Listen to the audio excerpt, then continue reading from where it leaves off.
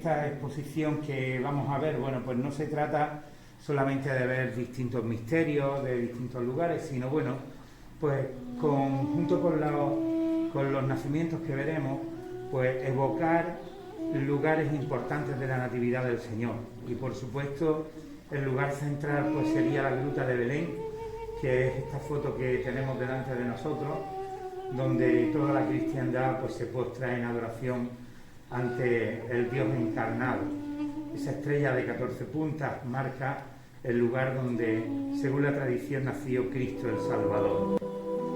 De esa fotografía, de ese lugar que evoca el nacimiento del Señor, pues podríamos venirnos a este lado de la exposición, donde vemos una vista exterior de parte de la Basílica de la Natividad y que francamente, bueno, pues una preciosidad, porque no solamente es algo artístico que ha perdurado a lo largo del tiempo y de la historia, sino que ese tiempo y esa historia pues también le ha dado un sentido para nuestra fe. Esta iglesia, que es grandísima, una basílica grandísima, pues tiene esta puerta de acceso pequeña. Dios se ha hecho pequeño y se ha puesto a la altura del ser humano para compartir su historia. Y al ser humano no le queda más remedio para entender ese misterio de la encarnación que agacharse, que humillarse, que ser humilde para encontrar esa grandeza de Dios. El anuncio de los ángeles fue un anuncio que fue lo que de alguna manera hizo que se conociera el nacimiento del Señor. Algo que había acontecido en la privacidad empieza a conocerse porque los ángeles acuden a los pastores. Esta foto que estamos viendo es el campo de los pastores en Betzahur, y esta es la basílica, la iglesia construida por Antonio Barlucci, un italiano, y que evoca el Gloria in excelsis Deo, el cántico de los ángeles. Esta cúpula que vemos pues de cristal evoca precisamente esas voces angelicales unidas que alaban y glorifican a Dios, y que es una pequeña iglesia que en su interior pues tiene una acústica maravillosa y que nos hablan pues precisamente de esa alegría. Seguidamente pues vemos una de las tantas cuevas que hay en aquel lugar, cuevas que servían pues para pasar la noche a los pastores, para resguardarse del relente, la intemperie, y es precisamente ahí donde ellos escuchan el anuncio del nacimiento del Salvador. También en la misma ciudad de Belén nos encontramos con una pequeña iglesia que se llama la Iglesia de la Leche, dedicada a la Virgen, y que no tiene una fundamentación bíblica, pero sí que es una tradición preciosa. Cuenta la tradición que María y José, cuando salían de Belén, pararon para que el niño Jesús pudiera mamar, y a la Virgen se le cayó una gota de leche y la roca se puso blanca. Entonces, bueno, es un lugar precioso donde no solamente acuden cristianos de todas las ramas, sino que también acuden musulmanes, para pedir quedar embarazados, ¿no? Entonces, pues, las mujeres le piden a Lala Mariam, las musulmanas, pues, para poder tener hijos. El icono que vemos, pues, es la Virgen de la Leche, que se venera allí en aquella cueva.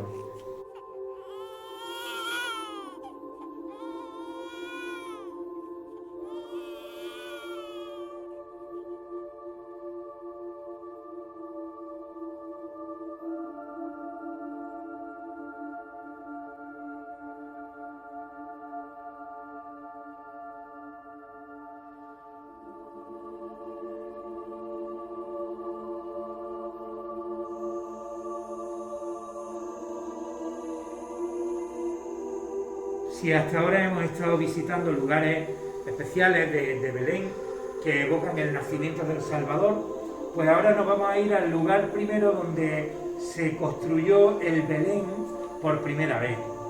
Este es el santuario y monasterio de Grecho, en la Umbría italiana, un lugar franciscano donde San Francisco montó por primera vez en la historia el Belén en 1224. Venía de Roma, de que le aprobaran la regla, y resultó pues que la Navidad le pilló por aquella época, y su deseo era que la gente pudiera contemplar ese misterio, acercar el misterio de la encarnación del Señor a la gente, y lo hizo en el marco de la Eucaristía, sobre esta piedra que vemos aquí en este pequeño altar. Ese fue el lugar donde se celebró la Eucaristía y donde con una mula y un buey se representó por primera vez el Belén. La mula y el buey no son imágenes evangélicas, sí aparecen en la Biblia. Hay un profeta que dice que el buey conoce el pesebre de su Señor y la mula la mano de su amo, pero que el Mesías no sería reconocido por los suyos. Entonces San Francisco, pone en el Belén la mula y el buey para significar eso, precisamente. Y en esta fotografía que vemos en el centro es un retrato de San Francisco. La gente dice, ¡ay, qué feo! Es que, según cuentan los escritos, San Francisco no era muy agraciado, que digamos. En esta imagen San Francisco está llorando, San Francisco piangente, y evoca, pues por un lado, la emoción de esa Navidad, en la que, bueno, pues celebró por primera vez este misterio de la encarnación del Señor.